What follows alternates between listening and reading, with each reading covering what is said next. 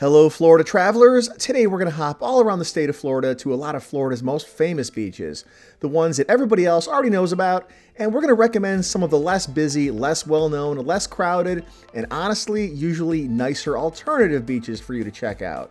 These are some of the beaches that you're going to find the locals going to avoid the crowds, and usually with some nice scenery too. And with spring break and the summertime coming up, this could be something you'll want to know. And stick around to the end. I'll let you in on my own little secret on how to find some of these hidden and lesser known gems yourself. All right, let's start talking about 10 Florida beaches that the locals don't want you to know about. First up, let's start with one of Florida's most famous beaches. You've all heard of it, South Beach in Miami. And so have all the other tourists and travelers coming down here. It's glamorous, it's lively, it's packed, it's full of beautiful people, it's great for people watching, and parking can be a real pain here unless you're staying at a hotel nearby. And as exciting as South Beach is, sometimes you do want a little bit of peace with your palm trees. The party scene here at South Beach is famous, and while that's great for nightlife, it doesn't always make for the most relaxing beach day. Now, picking an alternative for this one is a little bit tricky because Miami and really South Florida in general is so urbanized that the whole area between South Beach up to like West Palm is basically one giant mega city built along the beach. But if you want to escape that scene down here, I would head over to Bill Baggs Cape Florida State Park on Key Biscayne. This is just a little bit south of Miami Beach. This beach has soft brown sand, lots of trees and shady picnic areas, and plenty of parking. Usually on holiday weekends, it can still get a little bit busy. And it's where the locals go when they want a little bit of an escape from the city. I absolutely love the lighthouse here. The historic Cape Florida Lighthouse adds a lot of charm and atmosphere to the vibe here, and you can even climb up there for a panoramic view of Biscayne Bay. Next, another big crowded popular one, we're going to head over to Clearwater Beach. This is probably the most popular and busy beach on Florida's west coast. This is in my own neck of the woods, so I'm pretty familiar with Clearwater, and this area is very built up. It's really heavily aimed at tourists with lots of fun things to do, but it is a beach that honestly the locals here don't really go to very often. It's really kind of considered the tourist beach around here. Clearwater Beach is beautiful with that classic soft white sand, and it really feels like the stereotypical Florida beachside vacation town. Think deep sea fishing excursions, jet ski rentals, dolphin watching tours, all that kind of stuff. There's even a sunset festival every single night of the year here. But with so many visitors, it can feel like spring break every day around here, especially on weekends.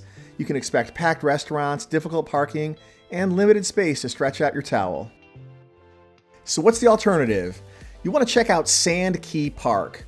This place is just over a bridge. It's a little bit south of Clearwater Beach, and it's kind of known around here as the place that the locals go while all the tourists are up at Clearwater Beach. And check out this time-lapse video I shot last summer on a really busy day in Clearwater, and you can see just how easy it is to get here. It's just a short little drive over the bridge and into the park, with parking that was even pretty easy to find.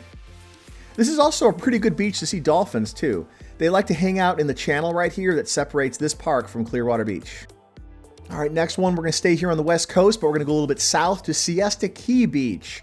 Now, Siesta Key Beach in Sarasota often tops these lists of the best beaches in the US, and with great reason. I would probably even say Siesta Key is my own personal favorite beach. Sometimes that changes from day to day, but I love Siesta Key. It's beautiful, it's not completely overshadowed with big high-rises, and it's said to have some of the finest white sand in the entire world. It feels like you're stepping on soft baby powder out here. But with all that hype comes crowds. Finding parking can be a challenge, and sometimes even the big public parking lot can fill up early on weekends, and on holidays, forget it. I've been coming here every 4th of July for about 10 years now, and it gets really crowded. And the parking situation is almost like a Mad Max movie over here on holidays. But even though it's really packed on the 4th, it's become kind of a tradition of my family to go out here, and we do actually kind of like the party-like atmosphere and fireworks here on the 4th, so we do put up with it for just that day. But that doesn't mean you have to put up with crowds at this beach the rest of the year. Instead, hop over to Turtle Beach. It's just about a 10-minute drive south. It's still technically on Siesta Key, but it's on a stretch that's a lot quieter. The sand here is a bit coarser. You're not going to get that Siesta Key sand experience here, but that just means better shelling opportunities. This is actually a great beach for shelling. Every time I come here, I find a lot of those little conch shells. They're all over the place here. It's also a great spot for kayaking and paddleboarding with access to nearby mangroves.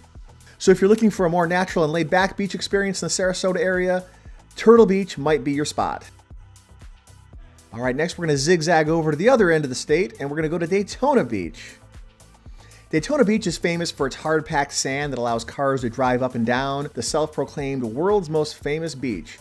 And big events like the Daytona 500 and Bike Week bring a lot of people here every year. This beach used to be a huge spring break destination back during the MTV era, but that scene really isn't much of a thing here anymore.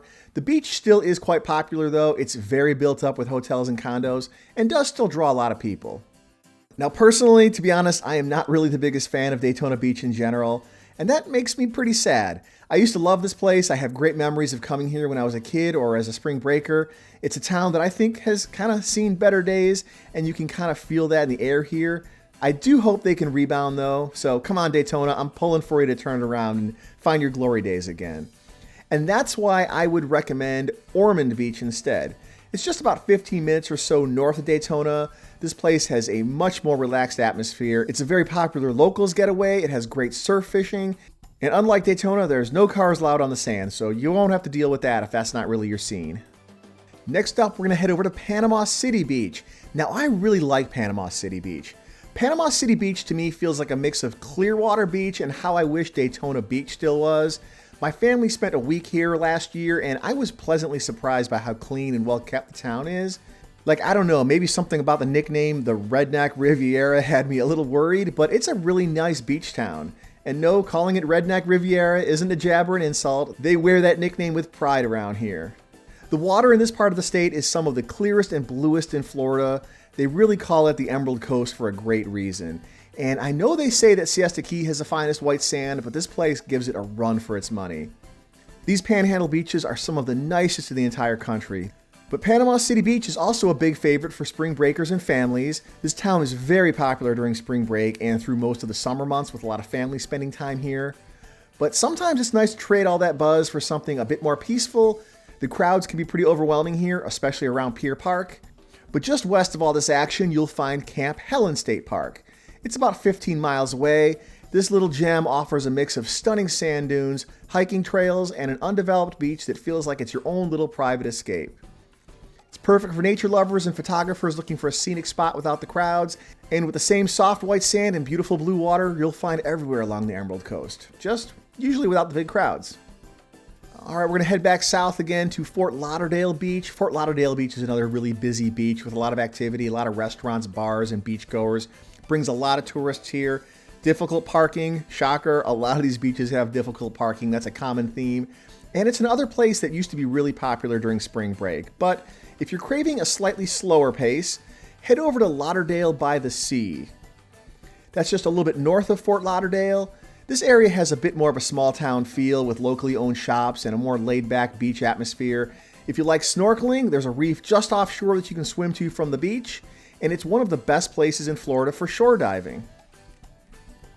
Now I'm going to be honest, this one may be just a bit of a stretch and may not exactly be everybody's idea of a hidden gem for locals. It's not really like the idyllic picture of a remote beach you'll have to yourself, but it is a bit tougher to find these kind of hidden gems in this part of the state.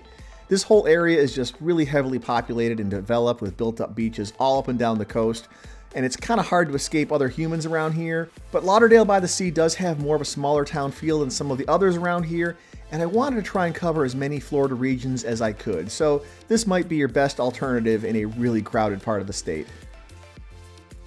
Popping back over to the southwest coast of Florida, Naples Beach is really well known for its fishing pier, luxury resorts, and fancy pants atmosphere. The sunsets here are breathtaking and the fine white sand is about as soft as it gets. But with all this beauty comes the crowds, especially near the pier in the downtown area where finding parking can feel like winning the lottery, just like everywhere else. And if you did win the lottery, maybe you could actually afford to live here. Naples ain't cheap. So instead, try Clam Pass Beach Park. This beach is a favorite with locals and it just has a really nice atmosphere here. The beach is in a nature preserve next to a mangrove wetland instead of high rises, so it's just a nicer, more calm and scenic vibe here at this beach.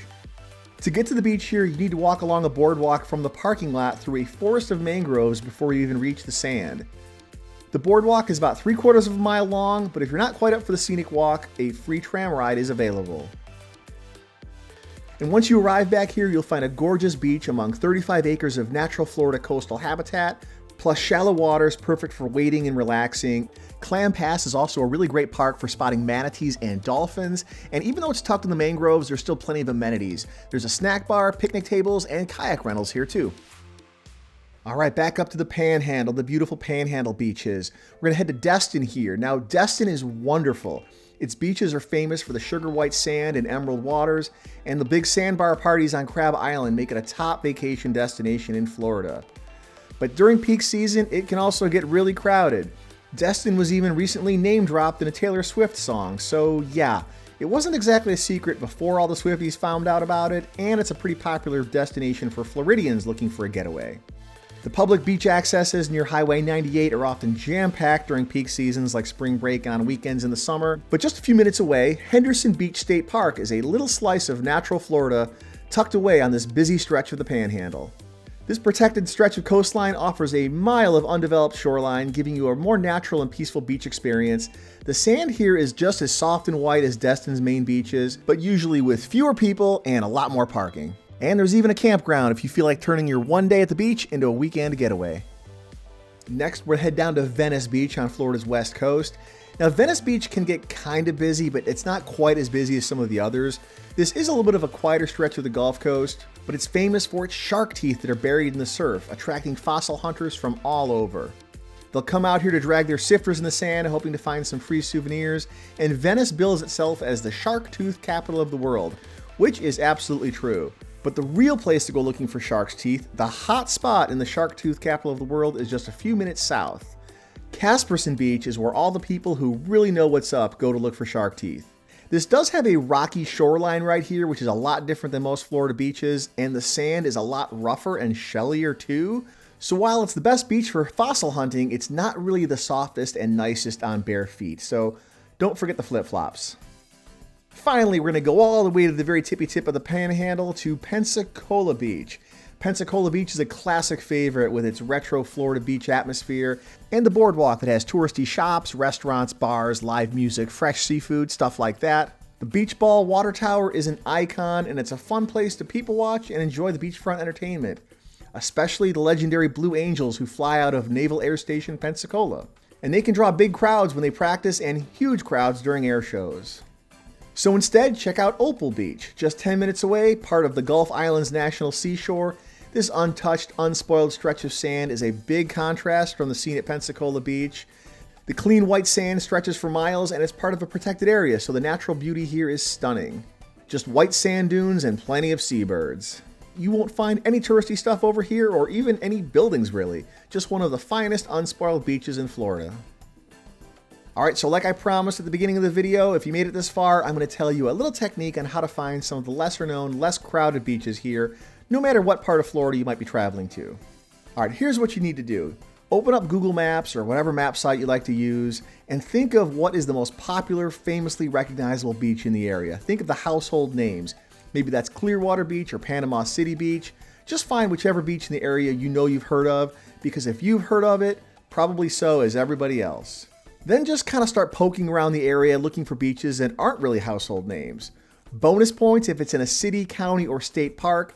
I've always said that state park beaches are usually overlooked gems because they're usually beautiful, undeveloped, and with lots of parking. But because they're undeveloped, they're not really going to be covered in hotels and all that other touristy stuff either. So they just don't get as much traffic or exposure. And some of those state park beaches will charge entry fees too. And you know, some people just don't like paying that fee, so they'll go find another beach. And that's really all there is to it. Find the popular one, then look for the no-name one nearby.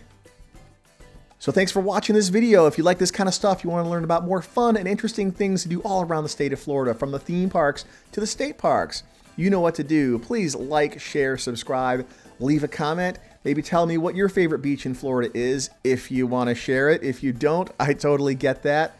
And maybe send this video to one other person who might be coming down to Florida and is looking for some of the best beaches to come explore. I'll talk to you next time. Bye-bye.